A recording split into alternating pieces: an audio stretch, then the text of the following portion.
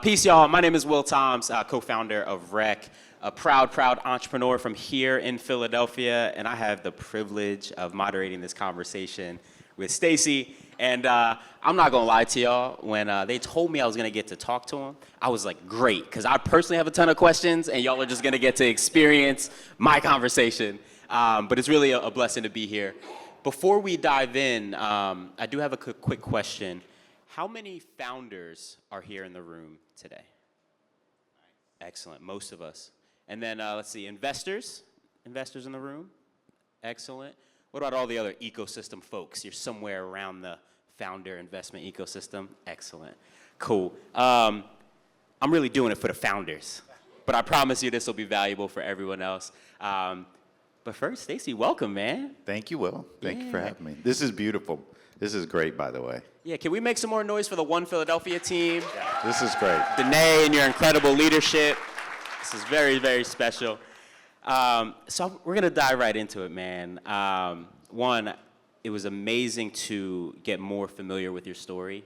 You know, as a founder who has a co-founder and building something that we're deeply passionate about, it was wild to see that ride that you've been on and that you're still on. And I know at one point you pretty much described MoviePass as like a great accomplishment in disruption, but also a cautionary tale. Yeah, for those of you who don't know the story, I'm going to give you a cliff notes of what happened. So Hamay and I, my co-founder, 2012, we basically launched MoviePass, and we said, we're going to make Netflix for movie theaters. You know, simple concept.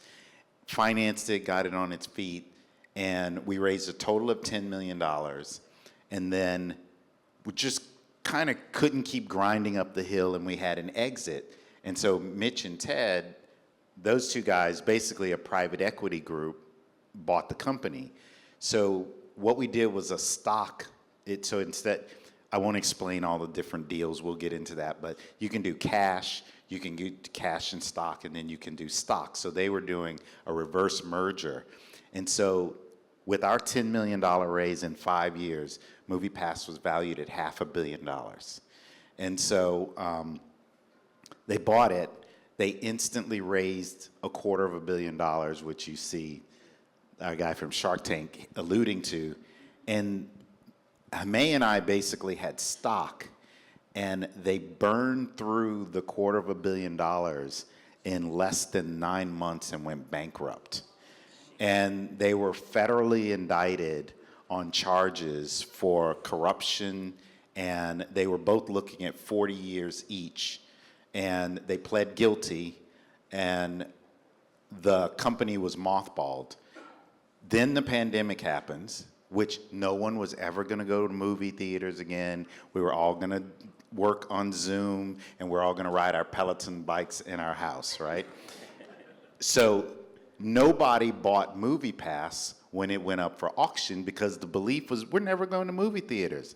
So I put in a bid, and I bought MoviePass back for $140,000. Wow. Out of auction. We relaunched the company in 2023. In the first year, we went from 0 to 15 million ARR. We went, 2024 was 15 million ARR. We improved the profit margin to double digits. And then now we'll talk about it in a little bit. We have this radical pivot, which I was showing Will earlier. And so that's the story. And so what had happened was Mark Wahlberg and HBO reached out, and Wahlberg was like, this is a great American story. And so they made the documentary, and it got nominated for an Emmy. Please make some noise for that.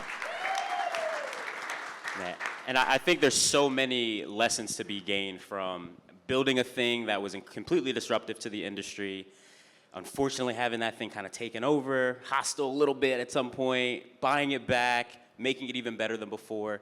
So I really want to start here. I mean, when you think about where you are now and some of the lessons you've learned over the course of the last, decade or so, what are some of the clearest lessons for you, and maybe some of the things that we can learn through your experience? One of the biggest questions that I get asked was, could you prevent what had happened? You know, the reality is, Hame and I both, so I came out of the music industry and film. I represented Boyz II Men. I represented Spike Lee. I did Scream, the film Scream franchise. I did Crow. I had grossed $3 billion before I even started any of this. And yet, and Hame was as accomplished as I was. I mean, we were like Midas brothers. Like, we walked in and could touch gold and things would happen. Those numbers about us getting access to just 3% of the capital, that's real. And it's crazy. And it's like, as accomplished as you are, you can't get money. And it's just, it's ridiculous. I always say we're living in a time of financial apartheid right now. And I think that doesn't change. When you look at sports and things like that, the reason we were able to progress in those areas is money, and can you get in the end zone is can you get in the end zone, right? The rules are flat for everyone. But getting access to capital, everybody travels in these little packs. And if you can't get into one of those packs, and we knew everybody, and yet, so we figured, okay, if we can get some lighter melanin into this equation, we would be able to get more capital. And do you know a month after we sold the company, they accessed $250 million. Same. A month. So people say, well, would you have done it differently? Well, I maybe would have done a Michael Jackson and made and maybe, I don't know, but I don't know that you could have really changed some of those outcomes just in the times that we live in. So my cautionary tale is those ceilings are real and you have to mentally be prepared for that. Yeah, and I appreciate you sharing that, because I think, if the ceilings are real for someone who had the track record that you and Hame had coming in, imagine the ceilings for, a bootstrap founder who maybe didn't go to an Ivy League school, doesn't have that track record. I can only imagine how much lower even that ceiling is. And obviously, I think we're talking about what it looks like to accomplish something in the startup world when you're an outsider. But one of the things I loved about your book, Black Founder, is you reframe that a little bit, right? You actually talk about the unique and almost unfair advantage that folks might have as outsiders, right? So I would love for you to talk about that, specifically when we have, a lot of founders in the room, many founders of color, many women founders who might feel like outsiders. But then also when we think about our ecosystem, Philadelphia has so much to offer the world when it comes to our tech community. But I think sometimes we might even as a city feel like outsiders because we're not Silicon Valley or New York. So talk to me about how you think about the asset that comes with being a quote unquote outsider. I'm gonna try and make this a really fast answer, but I need you to go on a little history mission with me. Let's do it. So once upon a time, if you wanted to make an album and you were Frank Sinatra, you got a 40-piece orchestra, you hired Quincy, you went in, you did arrangements, you had the real violins. Well, if you were a kid in Brooklyn and the Bronx, you can never go pay for that. So technology, digital or MIDI, M-I-D-I technology, allowed sampling to happen where you could put that sample into a keyboard or you could mix it. And so what happened was the technology brought the accessing cost down to a degree that hip hop had this birth, because those kids would have never been able to go do those 40-piece orchestras if that's how you had to do it. And what they were able to do is move into worlds fast, unstoppable. And music and fashion and everything spread so quickly because of that. So this AI boom is bringing that cost down again in areas that we haven't been able to play because the cost to entry is so high. See, I think that because when I'm blessed to be able to travel all over the world. Black and brown culture, everybody wants to be part of it, right? When you go to Japan, when you go to Dubai, it's like, wait, there's Kobe. there's Jordan, there's this. And it's amazing how even the music, or even go to France and you listen to hip hop. And so we've been really good at capturing culture. Now that kid is going to make stuff with AI, and he's not going to be able to be stopped, and he's going to be able to deploy that crazy fast with the way hip hop took off. I think that's coming. So in my book, I talk about how being an outsider has an advantage, because when people keep you out, you got to go make your own world and culture, and that thing actually becomes really attractive to other people in other communities. Everybody doesn't want what everybody can have. They want that stuff that's pure, that nobody can get a hold of. And that's why I think there's a big advantage coming for us. That's so real. That's so real. So well said. And one of the things that, I'm picking up as you talk about that, right, is we do create that thing that's pure, that's so real. But then we want to, take it to the market. We want to scale it up. We start thinking about what does it look like to raise capital, to enlist support for us to grow. And a lot of times we have to incentivize people to support us through equity, right? We have to start getting into the conversation around, do we protect that thing that's so sacred to us, or do we start letting some other folks have some ownership? And I remember early in my journey raising capital, at REC, we've been, fortunate to be able to raise millions of dollars to scale. And someone sat me down early and they were like, now that you're raising capital, we have to talk about, do you want to be rich or do you want to be king, right? That's like the old adage when it comes to raising capital. For you, because of, your journey so far, I wonder how you think about this idea of managing, bringing other folks onto the cap table now, managing investor expectations, or sticking to your guns and staying true to like your original vision when it comes to what you're building. How do you think about that, rich versus king? So you're always in this fight against gravity and time, right? You raise money, and then you got to go execute, and you fall to earth. And so in each of these stages, seed, series A, B, C, D, in theory, what you do is you're raising money for 18 months, 12 of it to operate, 6 of it to raise, 12 to operate, 6 of it to raise. And so you raise money, right? Friends and family, whatever it is. And your first thing is, I need to make the product. I'm going to use a vacuum cleaner.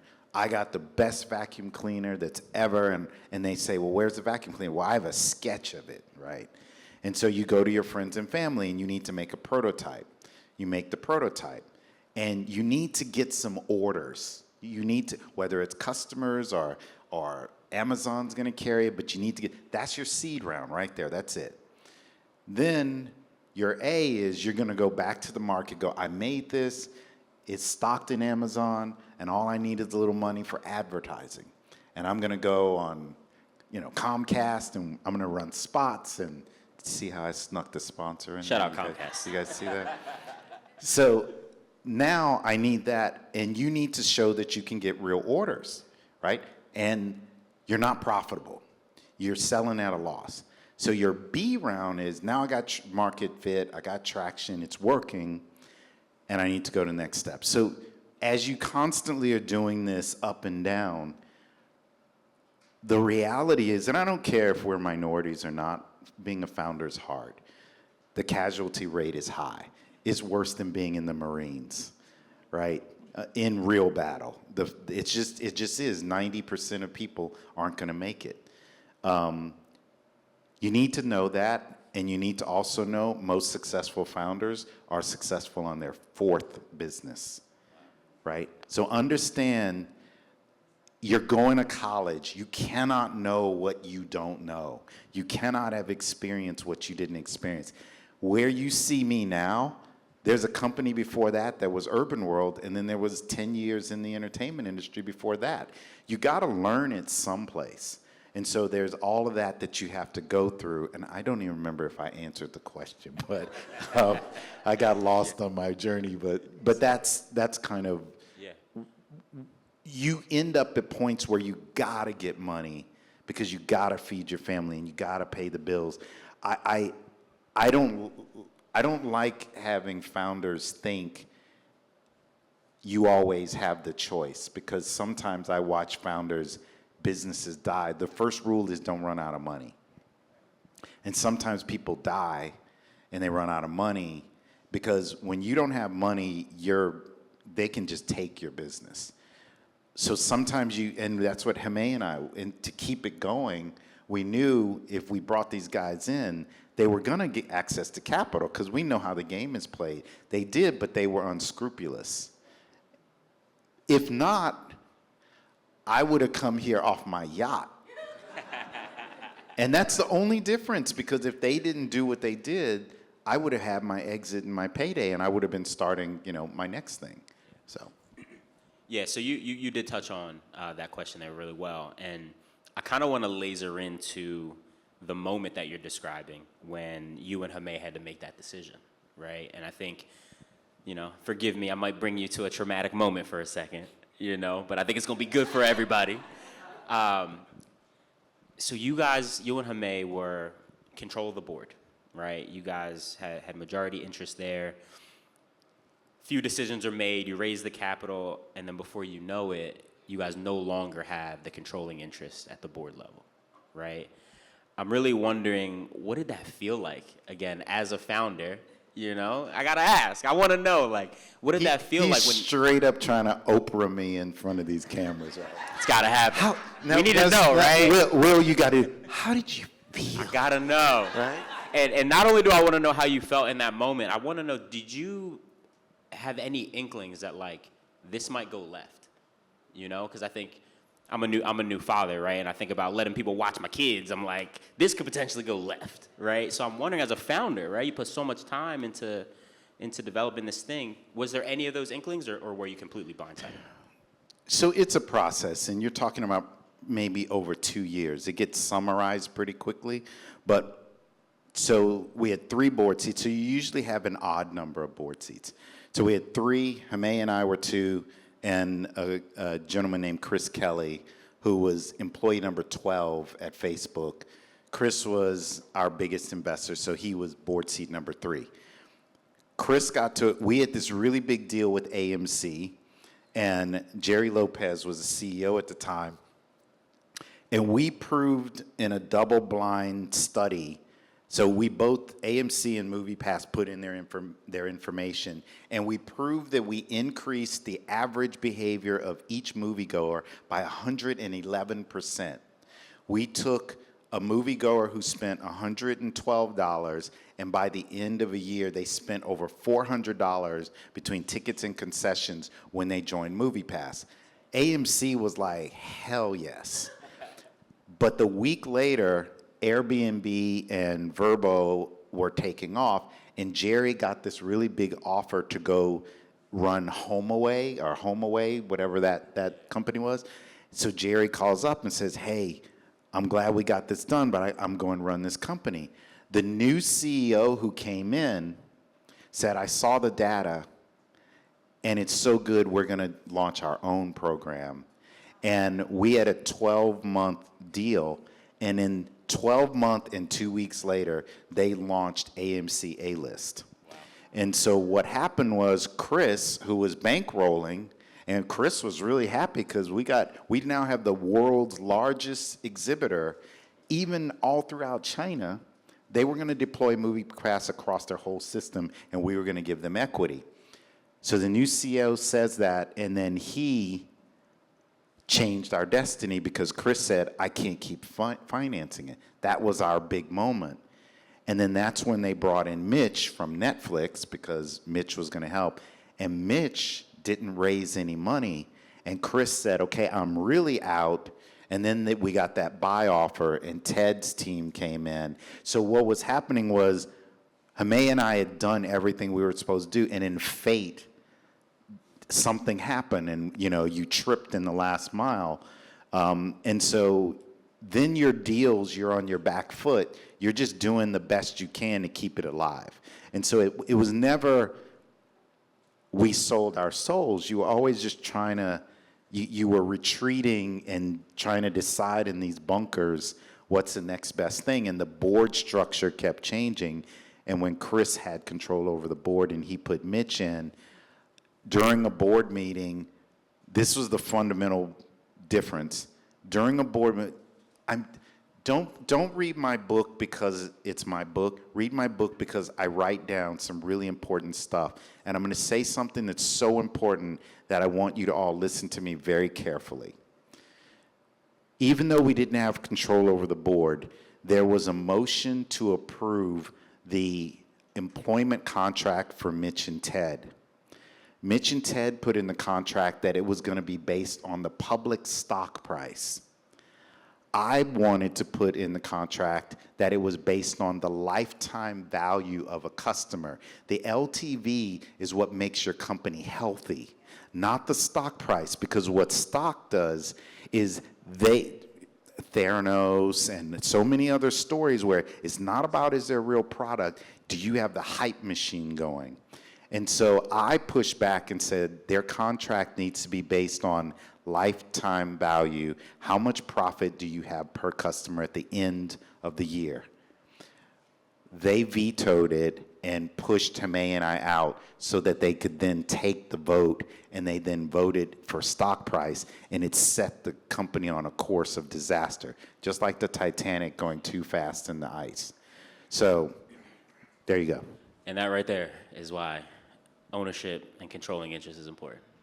One decision away. Wow. Thanks for taking us there for a moment. I appreciate you doing that. And I think it's important for us to hear these kind of stories, right, as founders, because one, I think it normalizes probably a lot of challenges that we may face, but also it just gives us a peek into what could happen. And I think mentorship is a really helpful part of that. And I know in your book, you actually talk a lot about mentorship. And specifically, you call out someone who was really dear to you. You talk about Clarence Avant, the OG, the Black Godfather, some of us may know. Some of us have maybe seen that documentary on Netflix. So you had an opportunity to work, closely with him. And I'm wondering, when we talk about, founders, especially if you might feel like an outsider, how important is mentorship in that part of the journey? And maybe is there any wisdom that you can specifically share with us that you got from Clarence Avant as a mentor? Yeah, when you get further up, the reason I'm here versus sitting in my office working, it's really important to me that you succeed. Now, I have a theory. I don't think people in the financial sector are racist. I think that it's pattern recognition. The more you see something successful, the more you get used to it. If we went back in time and we went and looked at basketball teams in 1950, we weren't on the court. But the more they see success, and if it looks like us, we're going to get more time on the field, and we're going to get more money, and we're going to get to play. And when we were talking about whether I should put a book out, the publisher said there's no founders of color books from tech. There's the athletes or the rappers or the actors or the doctors or the lawyers, but there were no tech founder books. There was none. And the publisher was fighting me. If you guys want, I'll show you afterwards, but the publisher was fighting me on what the cover should look like. And I remember I showed them, they had this guy way back, and he was like just a full body shot of me. And I said, well, I gave them a cover of Obama's book. I said, no, I want the book where they see this blackness when they're walking past the bookstore and they see my face. And my own publisher said, you're not Obama.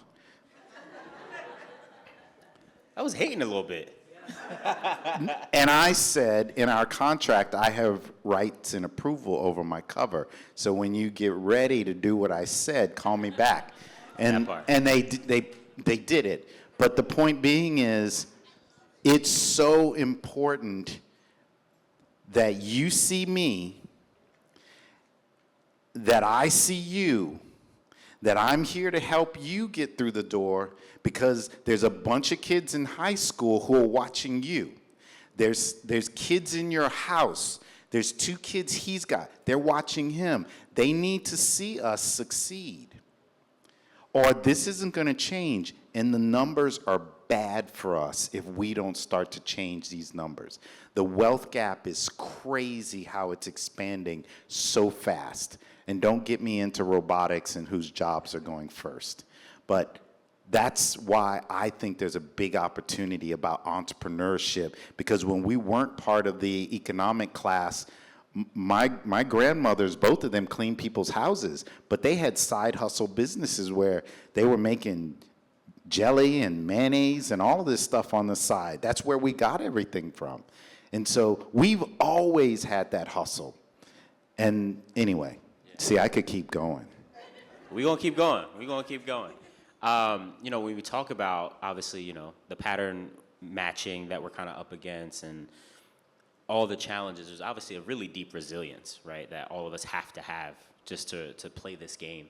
And I'm wondering, like, when we think about the resilience it takes, not only to just play the game, but also to be courageous enough to disrupt, I'm wondering, what have you seen, that's helped founders do that at a high level? Or, like, what maybe are the ways in which we could be thinking as we're continually disrupting industries? What do you think sets us up for success and disruption? When you're having a bad day, when that deal fell through, when you're sitting there thinking you can't go on, I want you to think of our ancestors. And I want you to think of what they did for us to be sitting in this room. And I want you to think of what a bad day for them was.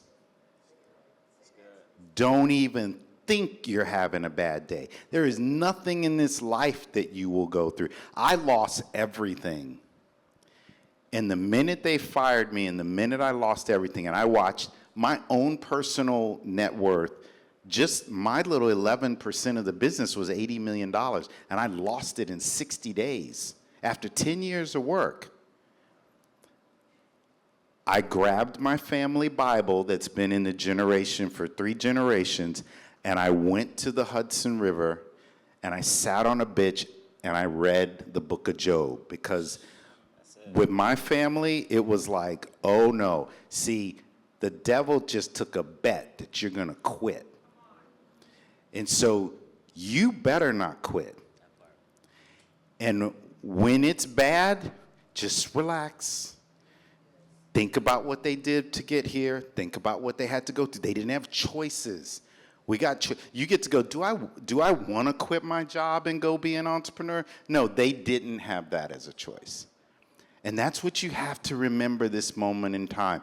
And our kids, it's going to be a little bit easier for them, right? So that's my baseline when I have a bad day, when it's not going right, when I'm losing the battle. And everything that happens to me happens for me, right?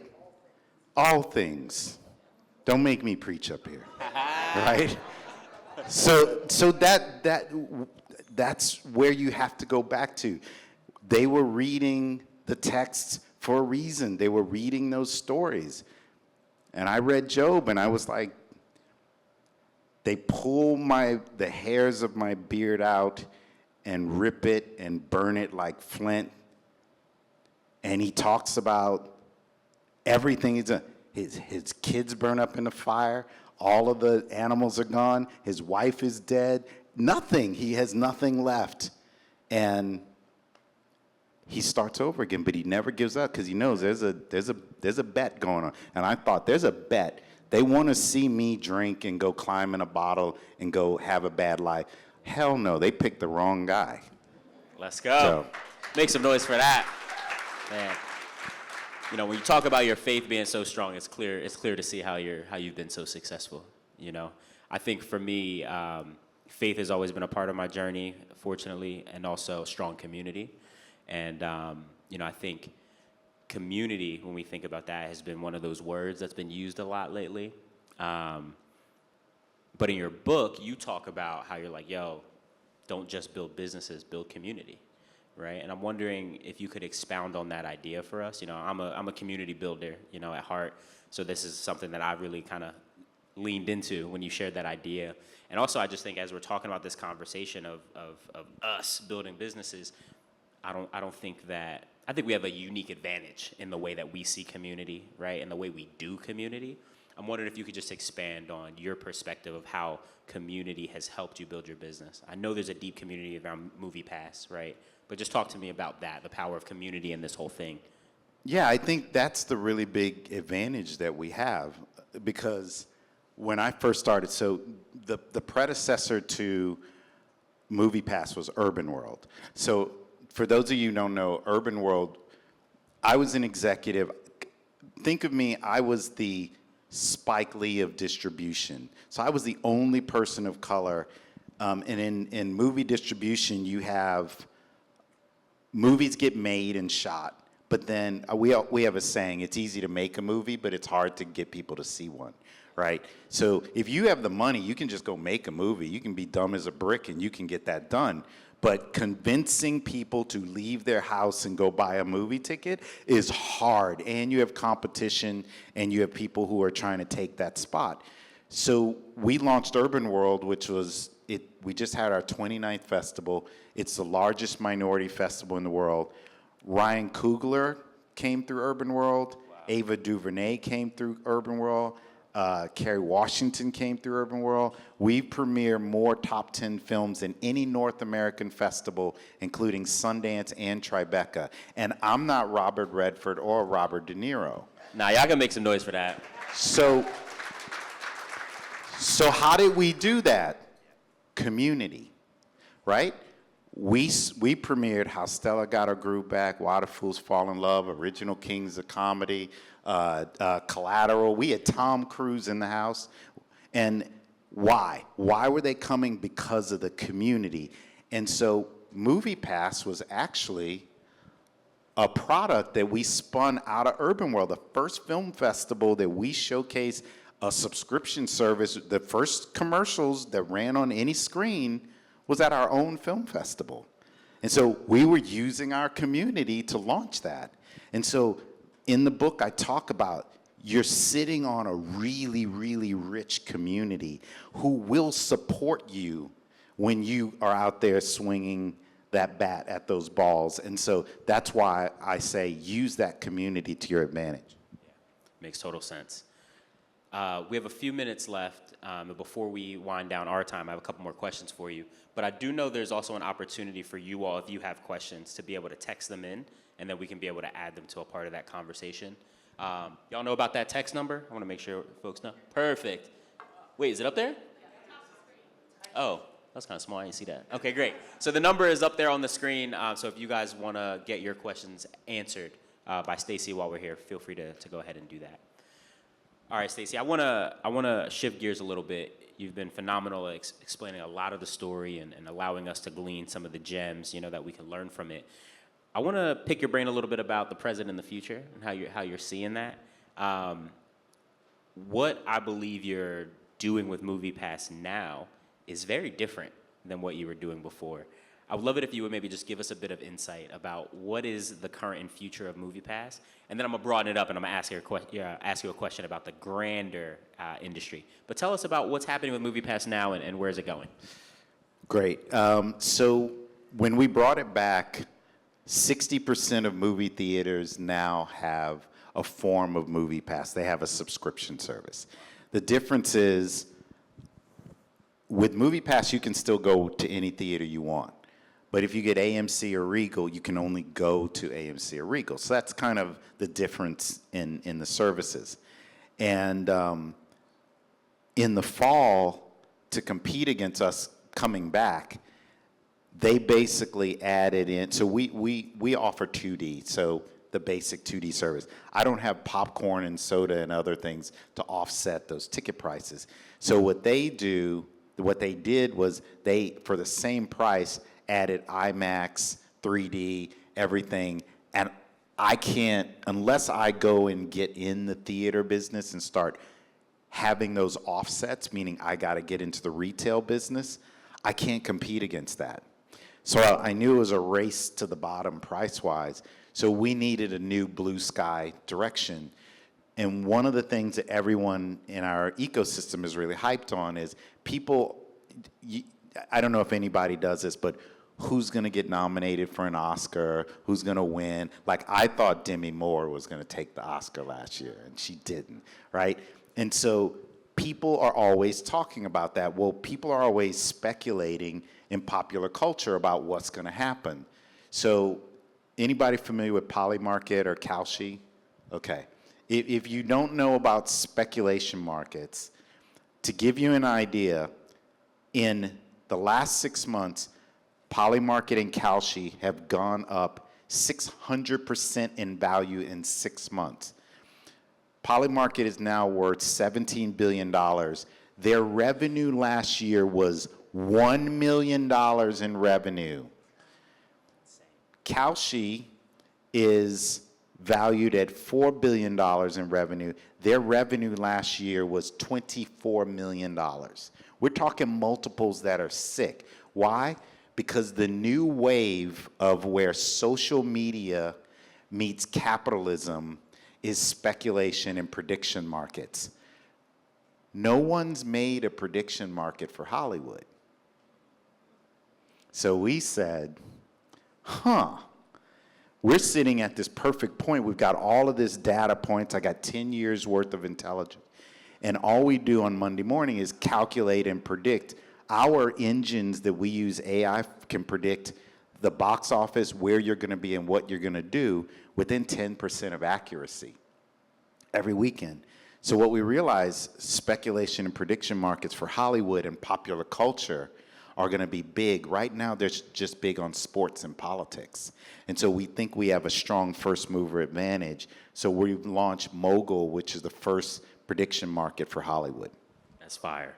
So it's almost like I can build my fantasy football team, but of the movie business. You build a fantasy studio, and that studio, you're competing with others, but you're all competing against a cash pool, and it's winner take all on whoever is the best at predicting what the outcomes are going to be in Hollywood.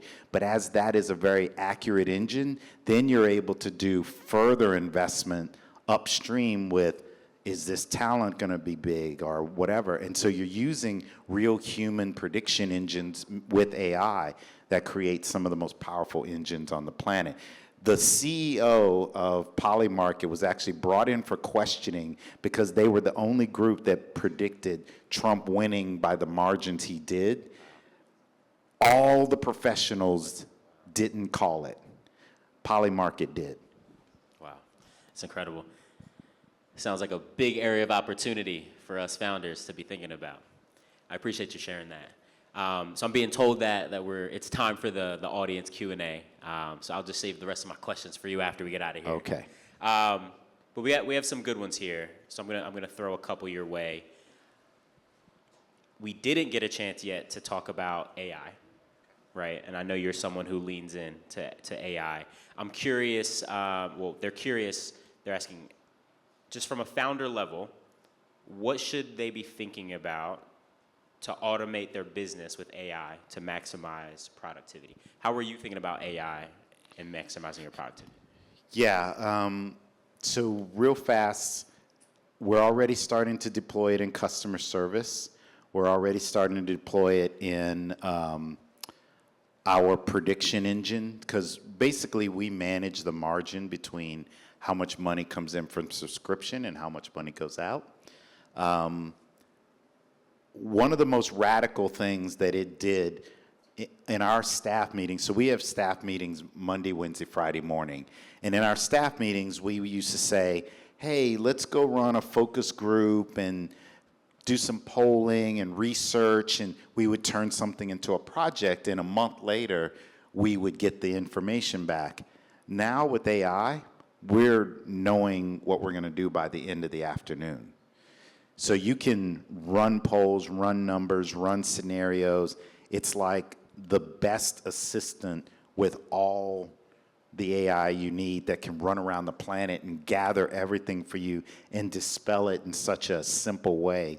The other thing that's huge is it's starting to affect our code and writing code. So the developers are starting to use it to make the first pass at code, and then they go and clean it up. So those are three really big areas. And there's a saying that AI is going to take your job. It's not going to take your job, but the person who's using AI is going to take your job. So you just want to be the smartest in the room who's using it. That part, that makes sense. We're talking about kind of the future. Some folks are also asking, we know we should be using AI going into 2026, but they're asking, what are some avoidables going into 2026? What are some of the things you think we should be looking to avoid? Trust your instincts. Don't worry about chasing the market. That saying a broken clock is right twice a day. Do what you do well. If you guys know the story of the founder who founded the women's pantyhose Spanx, okay? Or the woman who founded the squeegee mop that would squeeze the water out. There's not like no one was like, ooh, you know the hot thing? The hot thing is mops. You know, no one would say, but these people became multimillionaires off of very simple things. So I think the biggest thing is don't chase stuff. Take what you know, take what you love, do what you do, and you be you. Well said. There's two here that are kind of connected, so I'm going to throw them both at you. Someone's asking, how have your values been refined by the obvious discrepancies that existed between you and the folks who kicked you out of your business? And then there's another one about what's your take on ethics training for the industry and for founders? Ethics training. So maybe speak to that. How have your values been refined by your experiences? And what's your take on ethics training? We all know right from wrong. Straight up, you should. Depending on who raised you. We know it. We know it. But when you're up against the wall, you're running out of money, and you don't know how you're going to make it, and you have no idea how you're going to pay your staff, people start to cut corners. And I think the number one thing is just be honest with other people. Even if you don't have the money, tell them. A lot of people don't want to tell people, we're running out of cash, I don't have the money, we're going to be late. And they hide from people, or they avoid them, or they tell a little white lie. Don't do that. Just be straight up. People owe me money, I haven't gotten it yet, I'm going to get it to you. Don't cross the street, don't hide.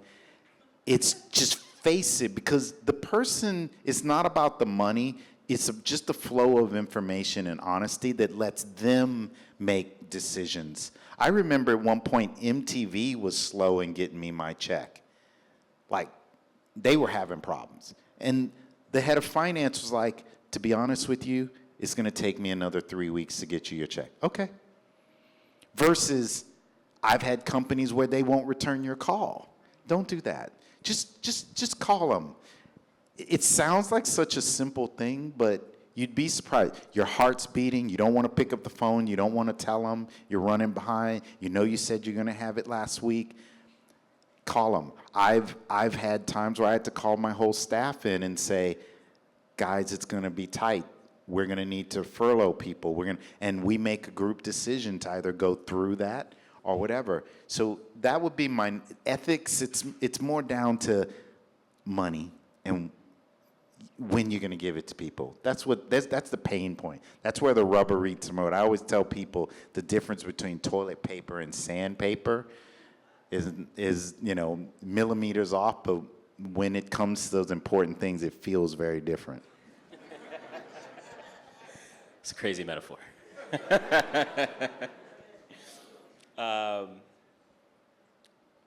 Here's a couple good ones here. And we talked about this a little bit, but I'll let you speak to it a little further. Someone just asking, what's your take on bootstrapping versus raising money as a new entrepreneur? But maybe you can just speak to that directly, kind of alluded. Okay. Of course you want to bootstrap, but you don't always have the ability to. When I started Urban World was in my second bedroom while I had a job. It was my side hustle. And I use the company's, my nights and weekends to make it happen. And so if you can, go as long as you can on somebody else's paycheck until you then get fired or kicked out or whatever, or you seem distracted. Because you start making a little money and you're like walking proud in the office and they're like, what's wrong with him? He's feeling himself. He's not making those copies like he used to. Yeah, because I made $1,000 this weekend. So bootstrap as long as you can, as best as you can. Get the odds in your favor so that you're always walking in the room. The number one thing is walk in the room with leverage. Some leverage. Traction, head of the market, concept, sales. You need to have that leverage in the room, and that's the thing that you always want. Awesome. Last one here, and I'll ask you to be brief. But when I look around this room, I see a lot of folks who are really focused on making Philadelphia a disruptive ecosystem in tech. And I see a lot of individuals here who I know are building things that will certainly be disruptive in their industries. What final insight do you want to share for folks when you know you're going to be disruptive? What should we be thinking about to prepare for what might come with being a disruptor in an industry? Every level, there's another devil. And you got to know the better you do, the more they're going to come for you. They're going to come as competition, and they're going to come from within. You get better. It's crazy. You walk into the room and you got great numbers, and they'll go, can you show us better numbers? Right? It gets a mind trip. You're like, I'm crushing it. That's what we had with MoviePass. How do you make a brand with $10 million that's worth $500 million in value? And I was listening to a podcast, and I promise I'm almost done. I was listening to a podcast, and this kid, he's 30-something, and he's on the podcast talking about how he's raised $30 million and failed 2 businesses, and he's still going. And I just get up, and I was like, we didn't have that. You fail once. They don't let you back in the door. He's talking about, I failed 2 businesses, and I still just raised $30 million. So just again, go back to the fact that we're in this room because of the sacrifice of others.